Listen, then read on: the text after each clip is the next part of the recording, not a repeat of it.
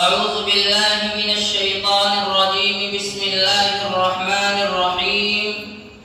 ولقد آتيناك سبعا من المثاني والقرآن العظيم. صدق الله العظيم. وقال النبي صلى الله عليه وسلم: إن الله تبارك وتعالى قرأ طه وياسين قبل أن يخلق السماوات والأرض بألف عام، فلما سمعت الملائكة قالوا: طوبى لأمة ينزل هذا عليها، وطوبى لأجواف تحمل هذا، وطوبى لألسنة تتكلم هذا، أو كما قال النبي صلی اللہ علیہ وسلم. قابل قدر علماء کرام، اساتذہ کرام، طالبان علوم نبوت، دور دراز سے آئے ہوئے معزز مہمان و سامعین کرام، آج کی یہ محفل بہت ہی بابرکت محفل ہے، کیونکہ یہ قرآن کے نام سے، قرآن کے نسبت سے اس محفل کو سجایا گیا، اور اس محفل میں ایک طالب علم نے حفظ قرآن کریم کی سعادت حاصل کی. اگر کوئی آدمی کسی ایک مجلس میں ایک قرآن مکمل کر لے تو وہ بھی بہت بابرکت ہوتی ہے، اور اس مجلس میں دعائیں قبول ہوتی ہیں. ماشاء اللہ، یہاں تو ایک نہیں بہت سارے حفاظ کرام ہیں، بہت سارے حفظ کرنے والے ہیں. اللہ کی ذات سے امید ہے ان کے واسطے سے جو بھی دعائیں مانگی جائیں گی انشاءاللہ وہ قبول ہوں گی. بعض روایات میں آتا ہے خاتم رسول حضرت انس رضی اللہ عنہ جب قرآن کو مکمل کر لیتے، گھر والوں کو جمع کرتے اور سب مل کر دعائیں کیا کرتے تھے، اور یہی طریقہ سلف صالحین کا بھی ہے. اللہ تعالیٰ ان حفاظ کو اس نعمت کی قدر کرنے والا بنائے، تا حیات تلاوت کرنے کی توفیق عطا فرمائے، اور جزائے خیر عطا فرمائے. ان کے والدین کو اور بہترین بدلہ عطا فرمائے، نیز ان کے اعزاء اقارب کے لیے مغفرت اور رفع درجات کا ذریعہ بنائے. اسی کے ساتھ ساتھ مدرسے کے منتظمین، معاونین، اساتذہ کرام جن کی نگرانی، جن کے تعاون اور جن کی توجہ سے ان کو اس نعمت کا شرف حاصل ہوا، اللہ تعالیٰ ان سب کو اپنے شایان شان بدلہ عطا فرمائے. تو یقیناً یہ ناانصافی ہوگی اور ہماری یہ مجلس نامکمل ہوگی. اس لیے سب سے پہلے ہم سب کے مشفق و مربی، مخدوم و مکرم، نمونے اسلاف، استاد الاساتذہ، مدرسہ ہذا کے بانی و محتمم و سرپرست حضرت مولانا عبدالعظیم صاحب ندوی مظاہری دامت برکاتہم العالیہ، جن کی محنت و مشقت سے، جن کی کاوشوں سے، جن کو دنوں رات کے جہد مسلسل سے مدرسہ ہذا دن بدن ترقی کے راستے پر گامزن ہے اور انشاءاللہ ترقی کرتا رہے گا. اسی کے ساتھ ساتھ حضرت مولانا احمد صاحب مظاہری دامت برکاتہم العالیہ ہیں، جو مدرسہ ہذا کے تنظیم و ترقی کے ناظم اور نگران عامہ ہیں. یہ مدرسے کی خوشنما فضا، لہلہاتی فضا، یہ چمک دمک، یہ صفائی ستھرائی، یہ خوشنما عمارت کسی کی دین ہے تو یقیناً بہت سارے لوگوں کی ہے، لیکن اس میں کلیدی کردار اگر کسی کا ہے تو حضرت مولانا احمد صاحب دامت برکاتہم العالیہ کا. اسی کے ساتھ ساتھ ہمارے بڑے، ہمارے مشفق حضرت مولانا محمود رومی صاحب دامت برکاتہم العالیہ ہیں، جو مدرسہ ہذا کے مبلغ ہیں. مدرسے کی ضرورتوں کو پیش نظر شہر شہر، قریہ قریہ، گاؤں گاؤں، قصبہ قصبہ، اسٹیٹ، دیگر بہت سارے جگہوں کا سفر کرتے ہیں. سفر کی صعوبتوں کو، تکلیفوں کو برداشت کرتے ہیں اور ہر طرح کے موسم کا مقابلہ کرتے ہیں. اور اللہ تعالیٰ نے ایسی صفت دی ہے کی بلند اخلاق اور بلند کردار سے نوازا ہے اور اپنی خوش گفتار سے لوگوں کے دلوں کو جیت لیتے ہیں اور موہ لیتے ہیں۔ اور اگر اخیر میں حضرت مولانا احمد غزالی صاحب کا تذکرہ نہ کیا جائے تو یقیناً جامعہ حاضہ کے منتظمین کے تاریخ نامکمل رہے گی۔ حضرت مولانا احمد غزالی صاحب دامت برکاتہم العالیہ مدرسہ حاضہ کے نائب ناظم ہیں۔ حضرت بانی صاحب نے ان کے حوالے مدرسے کی تعلیم و تعلم کی باغ دور دے رکھی ہے اور اس کام کو حضرت والا بخوبی انجام دیتے ہیں۔ مدرسے کے اساتذہ ہوں، ملازمین ہوں، طلبہ ہوں، ہر ایک کے ساتھ مشفقانہ رویہ کرتے ہیں، ہر ایک کے ساتھ اچھا برتاؤ کرتے ہیں، ہر ایک کی ضرورتوں کا خیال کرتے ہیں اور جو بھی ضرورتیں درپیش ہوتی ہیں اس کو پورا کرنے کی کوشش کرتے ہیں۔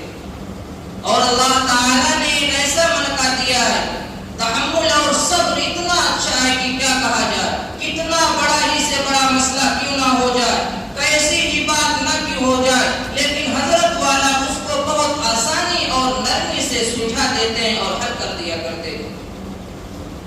یہ تھے ہمارے منتظمین جامعہ، منتظمین مدرسہ حاضہ، جن کا تذکرہ نہایت ضروری تھا۔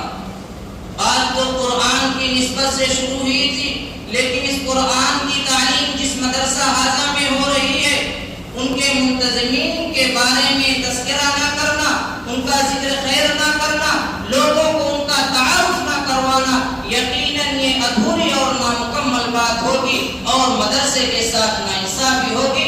اس لیے منتظمین مدرسہ کا تذکرہ کیا گیا۔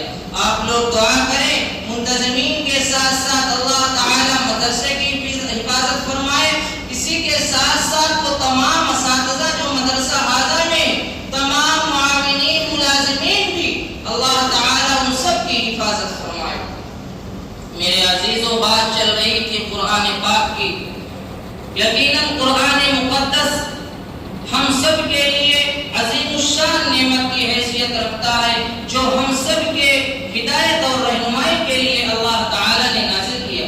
آپ حضرات کے سامنے خطبے میں ایک روایت پڑھی گئی ہے، اس کی تشریح کرتا ہوں اور مختصر گفتگو کروں گا۔ آپ حضرات کے سامنے جو روایت پڑھی گئی حضرت ابو ہریرہ رضی اللہ عنہ سے مروی ہے۔ حضرت ابو ہریرہ رضی اللہ عنہ بیان کرتے ہیں کہ آپ صلی اللہ علیہ وسلم نے ارشاد فرمایا کہ اللہ تبارک و تعالی نے زمین و آسمان کو پیدا کرنے سے 1000 سال پہلے سورہ طٰہٰ اور سورہ یاسین کی تلاوت فرمائی۔ جب فرشتوں نے اس کو سنا انہیں بہت اچھا لگا اور ان فرشتوں کی زبان سے 3 جملے مبارکبادی کے صادر ہوئے۔ پہلا جملہ کیا جملہ فرمایا فرشتوں نے؟ طوبیٰ لأمة ينزل هذا علیہ، قابل مبارکباد ہے وہ امت جس پر یہ صورتیں نازل ہوگی۔ اس امت سے مراد امت محمدیہ ہے۔ امت محمدیہ کے ہر فرد کو فرشتوں کی طرف سے مطلق مبارکبادی دے دی گئی ہے۔ اب چاہے کوئی امتی اس کی تلاوت کرے یا نہ کرے، لیکن ایک فرد ہونے کی حیثیت سے وہ مبارکبادی کا مستحق ہے۔ دوسری مبارکبادی جو فرشتوں نے دی، طوبیٰ لأجواف تحمل هذا، قابل مبارکباد ہیں وہ سینے جو اس کو محفوظ رکھیں گے۔ یقیناً وہ حفاظ کرام کے سینے ہیں جو قرآن کریم کے ساتھ ساتھ ان صورتوں کو بھی یاد کرتے ہیں۔ معلوم ہوا ان صورتوں کو یاد کرنا، ان کی تلاوت کرنا، جو بھی ایسا کرے گا یقیناً وہ فرشتوں کی مبارکبادی کا حقدار ہوگا۔ تیسرا جملہ جو فرشتوں کی زبان سے صادر ہوا وہ یہ تھا، طوبیٰ لألسنة تتکلم هذا، قابل مبارکباد ہیں وہ زبانیں جو اس کو پڑھیں گی، تلاوت کریں گی۔ معلوم ہوا ان کو پڑھنے والی زبان اور ان صورتوں کو تلاوت کرنے والی زبان یقیناً وہ بھی قابل مبارکباد۔ یہ جو قرآن مقدس ہمارے درمیان ہے، اللہ تعالیٰ نے اس کو ایسے خاصہ ایسی صفت سے نوازا ہے کہ دنیا کی کوئی بھی کتاب آپ اٹھا لیں، جس طرح قرآن مجید کو یاد کیا جاتا ہے اور حفظ کیا جاتا ہے، پڑھا اور پڑھایا جاتا ہے۔ دنیا کے مذاہب کی تمام کتابوں کو آپ اٹھا لیں، چاہے گیتا ہو، رامائن ہو، توریت ہو، انجیل ہو، بائبل ہو، کوئی بھی کتاب ہو، اس کو دیکھ کر پڑھنے والے بہت کم لوگ ملیں گے، حفظ کرنے کی تو بات دور ہے۔ یقیناً یہ فضیلت اللہ تعالیٰ نے قرآن مقدس کو عطا فرمائی۔ اس لیے ہم سب کو اس مدرسے اور ان جیسے تمام مدارس کا شکر گزار ہونا چاہیے جن میں قرآن مقدس کی تعلیم دی جاتی۔ یقیناً یہ مدرسے اور اس طرح کے مکاتب فرشتوں کے مبارکبادی کے اولین مستحق ہیں۔ اسی کے ساتھ ساتھ جو حافظ قرآن ہے وہ بھی بہت زیادہ فضیلت کا حامل ہے۔ اپنے آپ کو معمولی نہ سمجھے، حافظ قرآن کہیں اکیلا نہیں ہوتا، بلکہ قرآن اس کا مونس ہے، قرآن اس کا مشفق ہے، قرآن اس کا محسن ہے، قرآن اس کا دوست ہے، قرآن اس کا ایسا ساتھی ہے جو قبر میں بھی اس کے ساتھ جائے گا، کل میدان محشر میں اللہ کے حضور اپنے حافظ کو لائے گا اور کہے گا اے اللہ اس کو عزت سے نوازیے۔ اللہ تعالی حافظ قرآن کو عزت کا تاج پہنائیں گے۔ اسی پر بس نہیں، قرآن فرمائے گا اللہم زد، اے اللہ اور مزید عطا کیجیے، تو اللہ تعالی اس کو عزت کا جوڑا پہنائیں گے۔ یہ معاملہ تو حافظ قرآن کے ساتھ ہے، اور اس کے والدین کے ساتھ کیا معاملہ ہوگا؟ اس کے والدین کو ایسا تاج پہنایا جائے گا جس کی ایسی روشنی ہوگی، ایسی چمکدار ہوگی، ایسا محسوس ہوگا جیسے کہ اس کے گھر میں سورج اتر آیا۔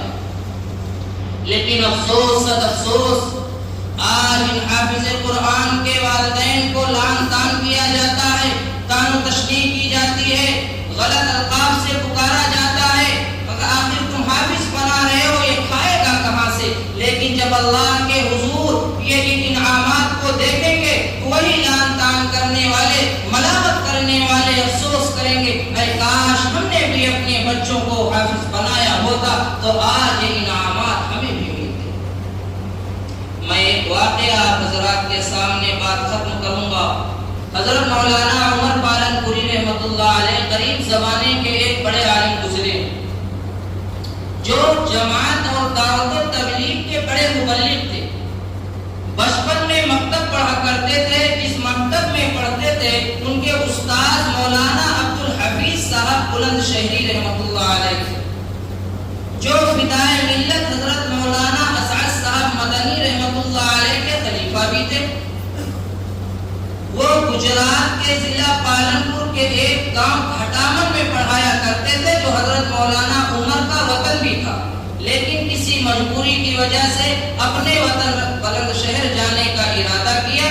تو جب حضرت مولانا عمر کے والدہ کو پتہ چلا تو درخواست کی حضرت کچھ دن رک جاتے، عمر ہمارے چھوٹے ہیں تھوڑا دین حاصل کر لیتے۔ کہا کہ نہیں، مجبوری ہے، نہیں رک سکتا، ایک طریقہ ہے کہ آپ عمر کو ہمارے ساتھ بھیج دیجئے، میں اپنے وطن لے جاؤں گا اور وہاں ان کو علم دین حاصل کرا دوں گا، پڑھا دوں گا۔ والدہ نے اس زمانے میں 50 روپے ادھار لیے اور عمر کو ان کے استاد محترم کے حوالے کر دیا۔ جب بچہ چلا گیا، عائشہ قریب آئے اور انہوں نے کہا تم نے کیا کیا؟ بچے کے ساتھ بہت ظلم کیا اور تم نے ایک مولوی کے حوالے کر دیا۔ یہاں ہوتا دنیاوی تعلیم حاصل کرتا، ڈگریاں حاصل کرتا، اچھی ملازمت ملتی، اچھی کمائی کرتا، گھر کے حالات درست ہوتے، آئے دن کوئی نہ کوئی کچھ نہ کچھ کہہ دیا کرتا، سنا دیا کرتا۔ والدہ کو ایک دن غصہ آیا، صبر کا دامن لبریز ہوا۔ والدہ نے کہا یہ دنیا کیا لگا رکھا ہے، دنیا کی رٹ کیا لگا رکھی ہے؟ ایک دن آئے گا میرے عمر کے ٹھوکروں میں دنیا ہوگی، بالفاظ دیگر جیسے ہم لوگ کہتے ہیں ہمارے جوتے کی نوک پر دنیا ہوگی۔ اور مولانا عمر پالن پوری رحمۃ اللہ علیہ فرمایا کرتے تھے کہ والدہ کی بات ایسی سچ ثابت ہوئی کہ اللہ تعالیٰ نے ایسی نعمتوں سے مجھے نوازا کہ میں اس کا تصور بھی نہیں کر سکتا۔ اس لیے میرے عزیزو، خود بھی قرآن سے جڑو، اپنے اولاد کو جوڑو، یہ دنیاوی زندگی بھی کامیابی کے ساتھ آپ گزاریں گے اور کل میدان محشر میں اور اخروی زندگی کامیابی سے ہمکنار ہوگی۔ میں اس شعر کے ساتھ اپنی بات کو ختم کرتا ہوں۔ مرحبا دستار کا منظر عظیم الشان ہے، مرحبا دستار کا منظر عظیم الشان ہے، بزم میں دولہا بنا جو حافظ قرآن ہے، اس کے ماں اور باپ کے سر حشر کے میدان میں تاج رکھا جائے گا، سرکار کا فرمان ہے۔ حافظ قرآن بنا لو اپنی اولادوں کو تم، حافظ قرآن